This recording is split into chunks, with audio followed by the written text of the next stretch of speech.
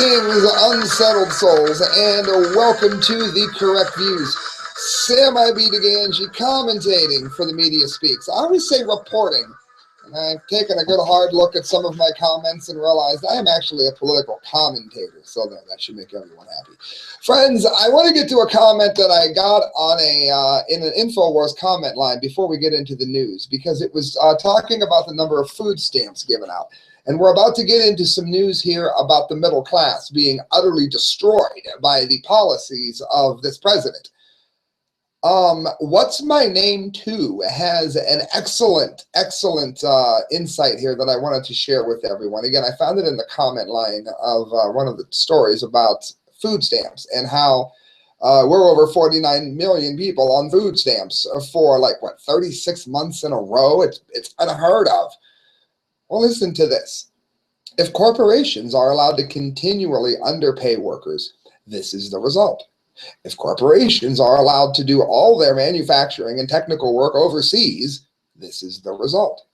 What are people supposed to do here? You can't get a job, you can't keep a job, or you can't get paid enough. Funny that you still need to eat and get food for your family. And I'm not saying I'm in favor of the socialist answer to the problem. I'm saying that the problem would not be anywhere near what it is if not for the policies of Obama. And I must say, excellent quote there. Listen to this, how the middle class has fragmented under Obama. This is finance.yahoo.com. When President Obama delivered his first State of the Union address in 2009, it says 53% of Americans considered themselves a middle class. 6 years later, just 44% of Americans define themselves that way. That's almost 10% for you Kesha fans. It's no secret working Americans have been under duress for more than a decade as wages stagnate, computers and robots displace human workers. I think some of that has to happen.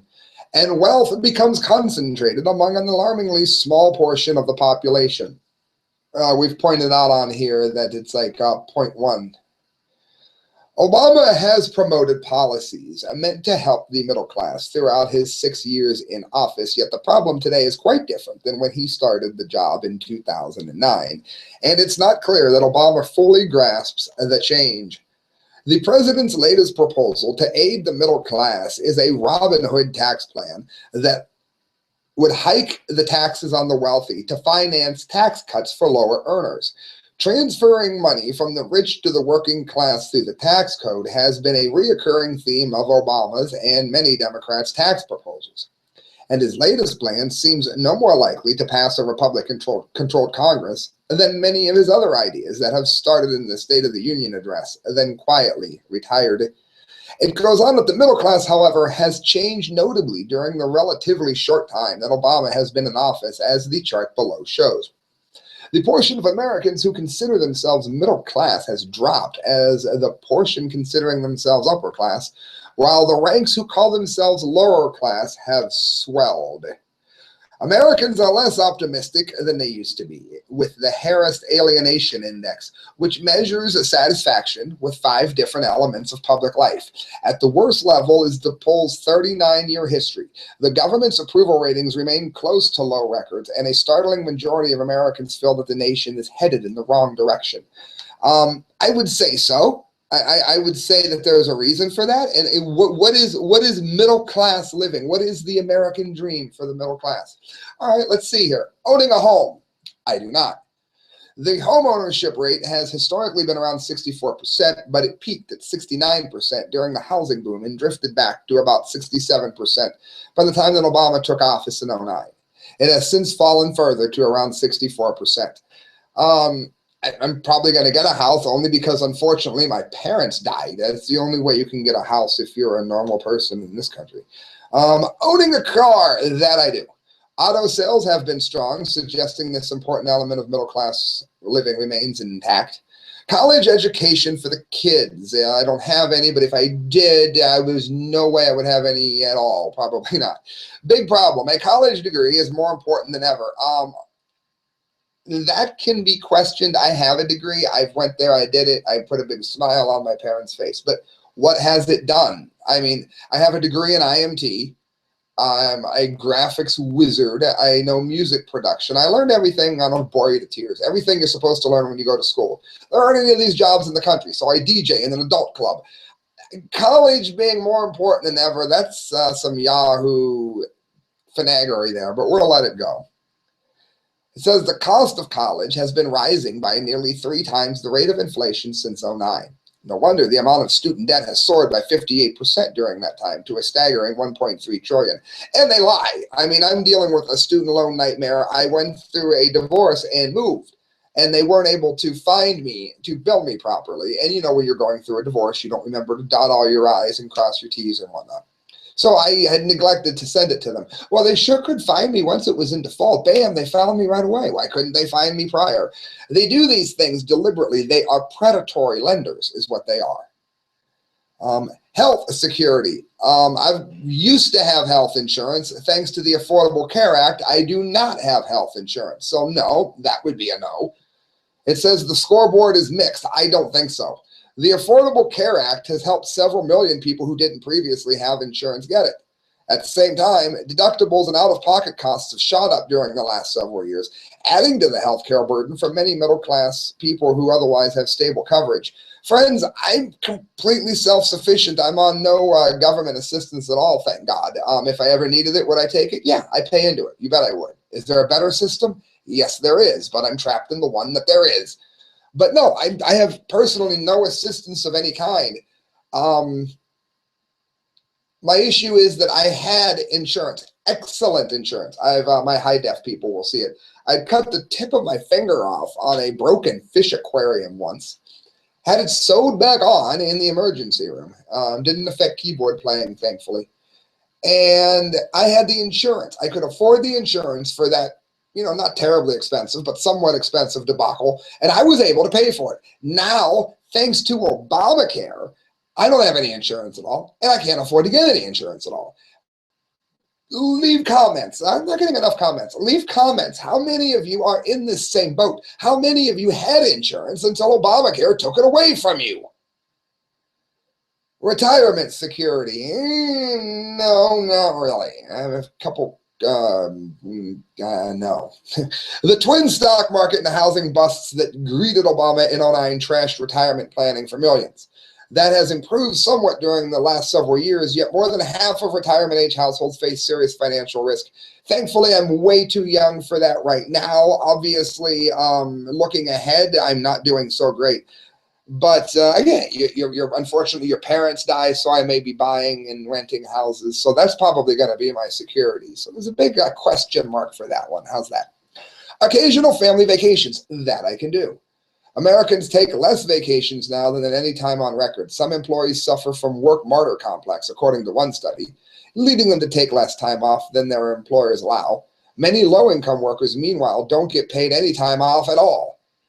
If we were a prosperous nation, it is not evident by the way we spend our free time. I'm only able to do it because of the work schedule. I actually don't get paid. I have to save for them out of my own money, and I don't get any paid vacations at all. And I've been there like 7 or 8 years. So I would be half on that one. So where do you guys score on the middle class destruction scale? Let me know in the comment line.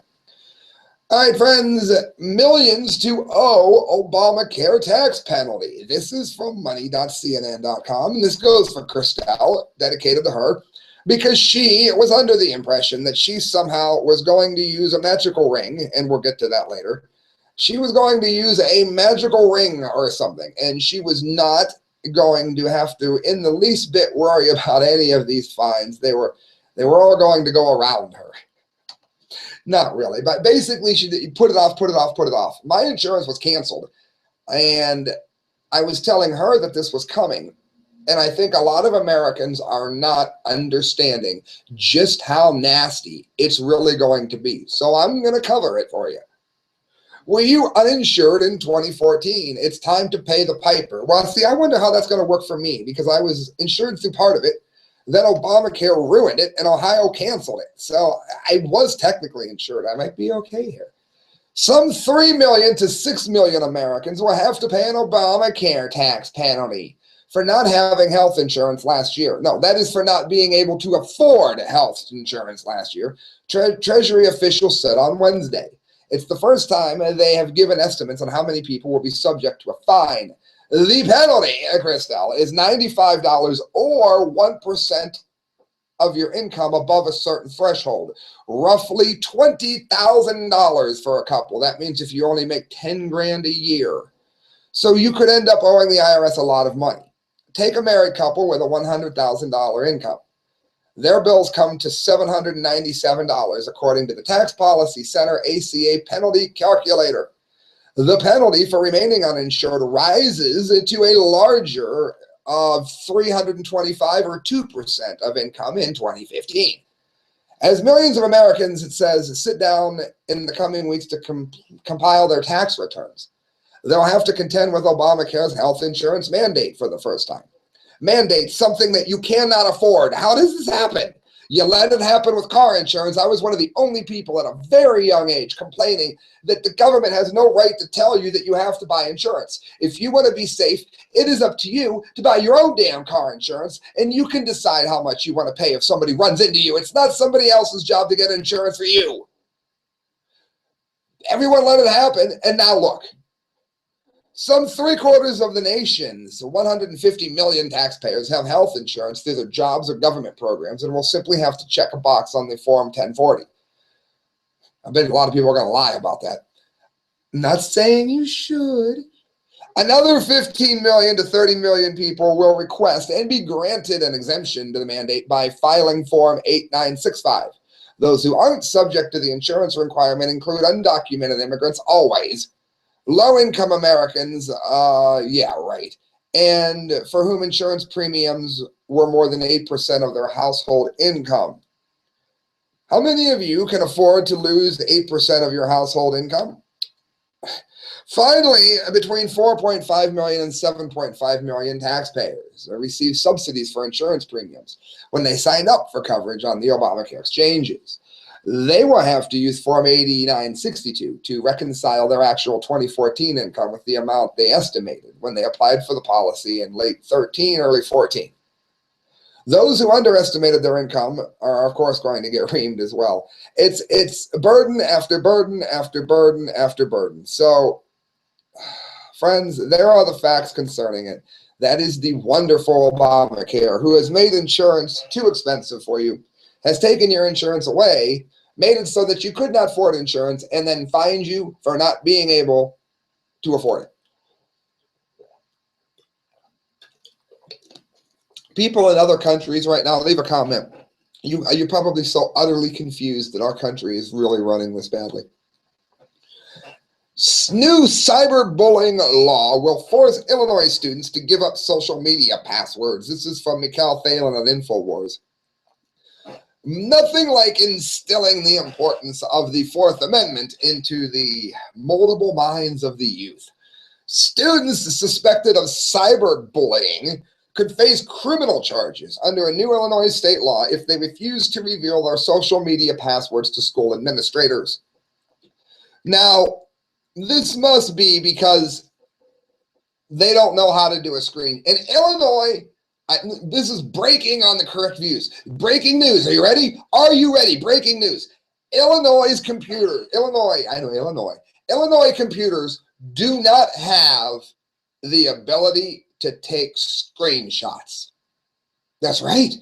If one child cusses at another child and calls him everything but a brass monkey, there's no way in Illinois for child B, brass monkey, there's no way for brass monkey to take a screenshot in Illinois.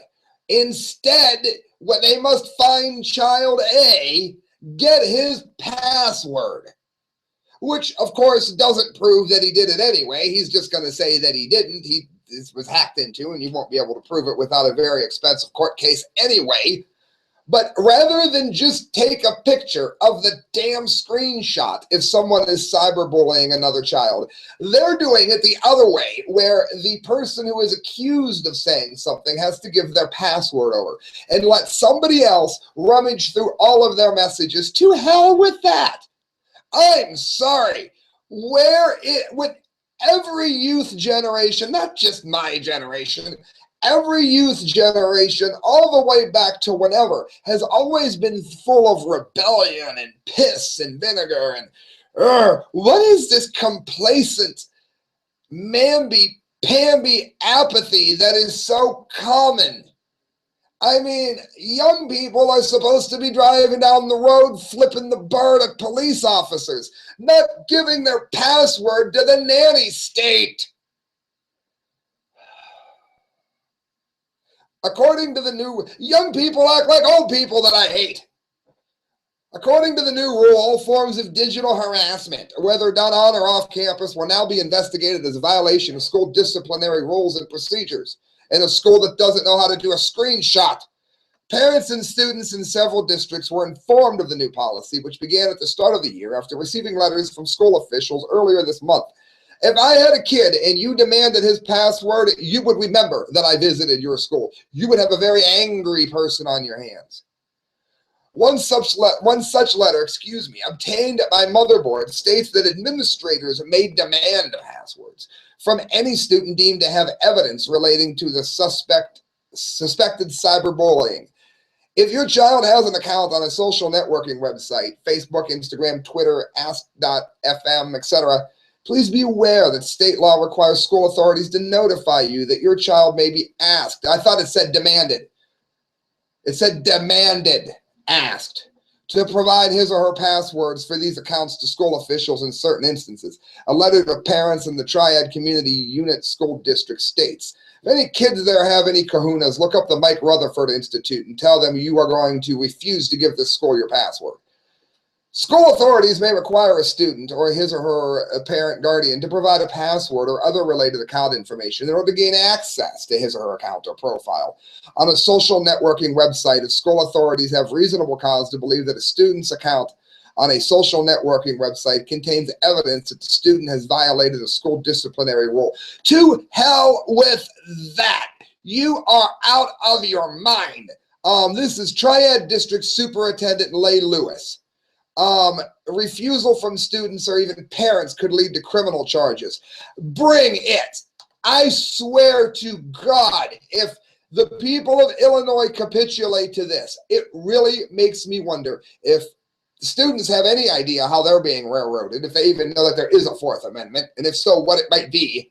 Second of all, if parents allow this to be done to their children, then I'm telling you, you have a pumpkin for a head. FoxNews.com, new DNA technique may reveal face of killer in unsolved double murder. I think as long as you could prove that you did it, there are a lot of times that this could be very, very helpful in solving some of the more tragic murders and homicides that are sometimes done throughout the world. Listen to this. There were no witnesses to the gruesome murder of a South Carolina mother and her 3-year-old daughter inside a busy apartment complex 4 years ago. But the new technology that can create an image of someone using DNA samples left at crime scenes might bring police closer to catching the killer.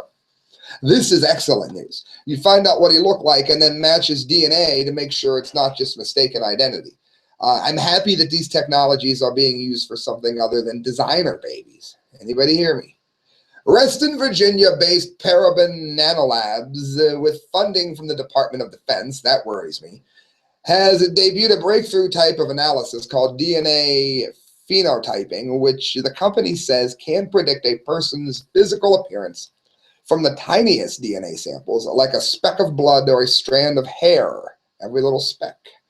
The DNA phenotyping service, commercially known as Snapshot, or that's not confusing at all, could put a face on millions of unsolved cases, including international ones, and generate investigative leads when the trail has gone cold. This is particularly useful when there are no witnesses, no hints in the DNA database, and nothing to go on. Dr. Ellen Ray Graytuck, Paraben's director of bioinformatics, told FoxNews.com. Traditional forensic analysis treats DNA as a fingerprint, whereas Snapshot treats it as a blueprint, a genetic description of a person from which physical appearance can be inferred. It says the new technology reads the parts of the human genome that code for the differences in physical appearance between people. Snapshot is able to predict such critical traits as skin color, hair color, eye color, and face shape. It can also predict the individual's ancestry as well as highly detailed traits like freckles. Obviously, this has the potential to be seriously abused, but at the same time, it has the ability to be another deterrent against people who are prone to these kind of acts of violence. If you know that not just your DNA, maybe you've never done anything wrong before, so you know that your DNA is not in some database somewhere. Therefore, you're probably going to pull it off even if they get your DNA because they don't have anyone to match it to. This would eliminate that. And the more intelligent criminals, which oftentimes are the most dangerous in terms of how many people they hurt, this sort of thing could be useful there. As for ways it could go badly, we probably already agree. Comment out. Friends, I'm going to ask you to look up the work of Mike McLaughlin. You can find some of the best writing that you've ever come across by looking up his work. And you can find him on Facebook.com. And when you do, you're going to want to obviously not be on Facebook any more than you have to. But it's worth it to look him up. He is an amazing writer. And when you get there, let him know that you want to read some of his vampire stories. Let him know that you want to read some of his poetry if you're given to the other side of the art spectrum. And let him know that you heard about it on The Correct Views. Friends, I got 4 more stories to get to. Long show today. This is brought to you by Change Transportation in Canton, Ohio. If you are within a 50-mile radius of Canton, Ohio, I would call Change Transportation. Let Kenny know you heard about it from The Correct Views, and he will price match it with other transportation and cab companies. Anthony Gucciardi, PrisonPlanet.com. McDonald's sales rapidly decline as Americans reject fake food. Can anyone listening to this, if you do this, I promise I will promote your favorite charity on here, just like I did Mike McLaughlin, for the next month. Can you get this video snippet to McDonald's? Because it's real simple to fix your problem, McDonald's. McDonald's, offer the regular menu that you always have for the same prices that you've always offered them for. Add all organic food that doesn't share anything other than maybe the grease. All organic food to the menu. And when people drive through, if they don't want to spend more for the organic burger, then they can order the regular. If they do, you have just damn near cornered the market to some degree on non-GMO foods, organic foods in fast food restaurants. It's that easy. It's that easy. But no, they're changing CEOs and everything. I think Ronald McDonald is running the company. I really do. For them to not see how incredibly easy this would be to fix. The impossible is happening. McDonald's is quickly driving out of its stable stock position and into a world of financial hurt as citizens of the United States and elsewhere have decided that they are completely done with the company's Franken foods. The decision has hit McDonald's so hard that its own CEO has even stepped down, following the news of continued decline in the company's most recent briefing. The world's largest restaurant chain is frantically replacing its foundation in an attempt to recover, from removing its CFO and CEO to launching new trendy advertising campaigns, like the one that they premiered at the Super Bowl. So rather than spend the millions of dollars to buy organic burgers and let the people decide if they wish to eat them alongside the regular poison that you have, your idea is to change your CEO and spend millions of dollars on Super Bowl ads. People dumb enough to do that. All the new financial and marketing moves in the world, though, cannot change the fact that many people simply will never eat at McDonald's again thanks to their GMO-laden food ingredients, which have been extensively documented by both health organizations and mainstream media alike. Again, if you don't care, then you would order the same thing you always ordered. With many items containing over 19 different ingredients, which are virtually impossible to pronounce, and are also used in the production of silly putty and yoga mats, that's what's in McDonald's food, it's no wonder that consumers are saying no thanks to Ronald McDonald. They got a chemical in here that's a silicone used for breast implants, silly putty, and chicken nuggets. There's a laxative in here that e-cigarette companies are even phasing out. And of course, the yoga mat foam, we already covered that. It said, so let's be clear. It would be one thing if McDonald's offered a variety of items that didn't contain these problematic substances. I love Anthony Gucciardi. Yes, I did say it first. He didn't steal it from me. Great minds think alike. I've been saying it. You can look up my videos for a year now. It would be one thing if they, following the outspoken warnings of experts and health groups around the globe, actually removed them and sourced non-GMO alternatives for their food products and added real food instead. Again, I think that would be too expensive to go all organic for McDonald's. That would not be the way to go. They should do both.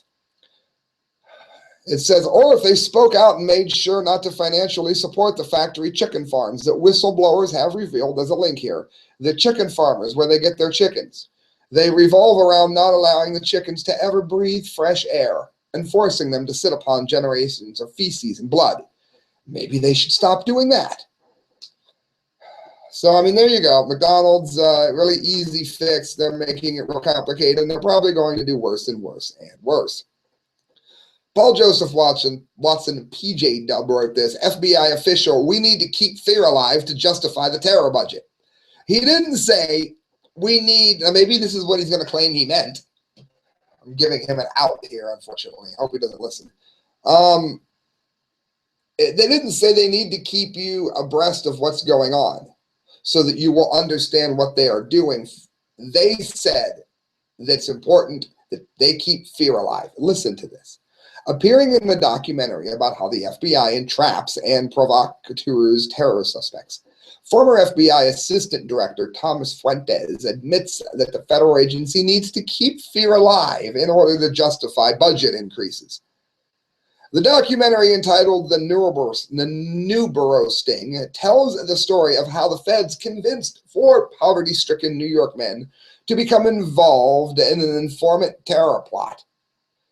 After defending the FBI's role in manufacturing the plot, Fuentes brazenly admits that the agency deliberately works to bolster terrorism fears in order to obtain increased funding.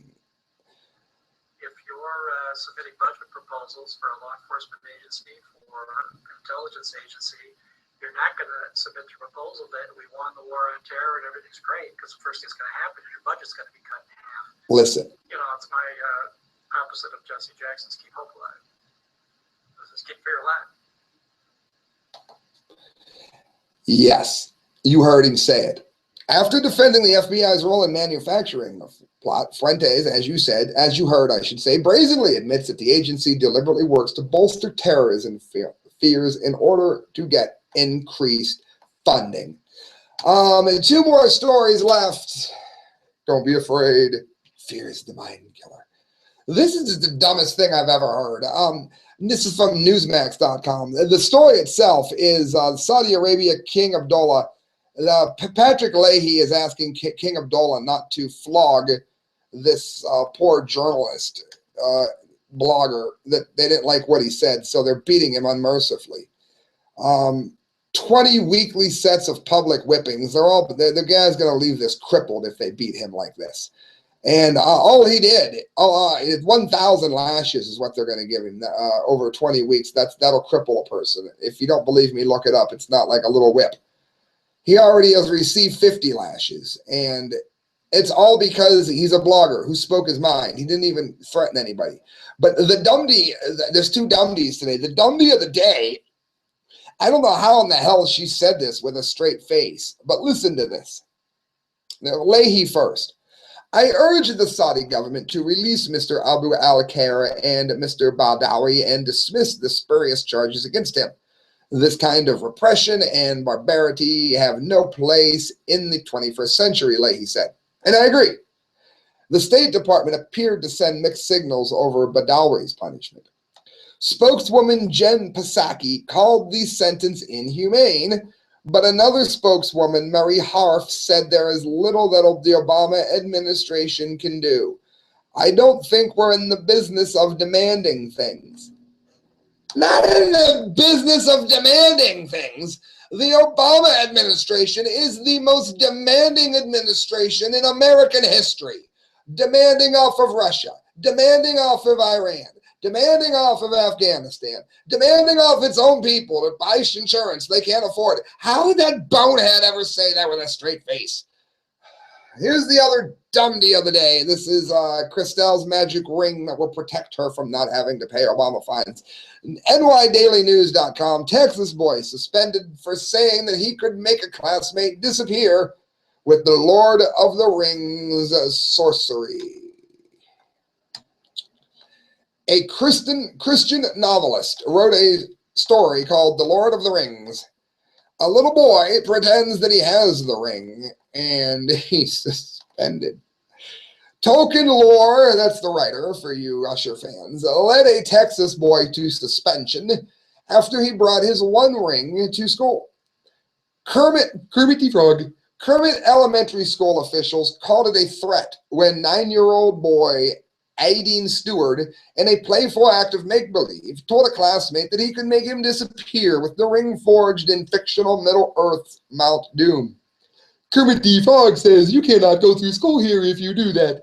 It sounded unbelievable, the boy's father, Jason Stewart, told the Daily News. He insists his son didn't mean anything by it.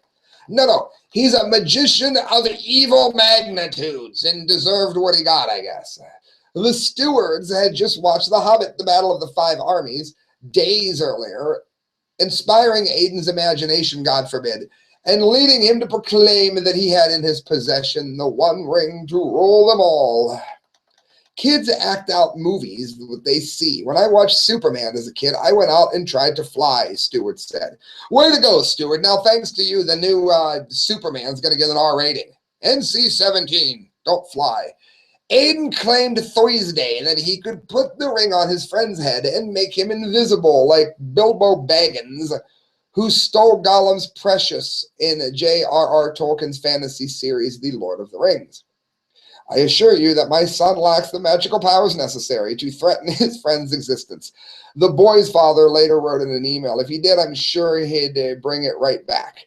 Let me ask you a question, friends. Are you going to contact Kermit the Frog, Kermit Elementary School, and let them know that they have the worst teachers ever?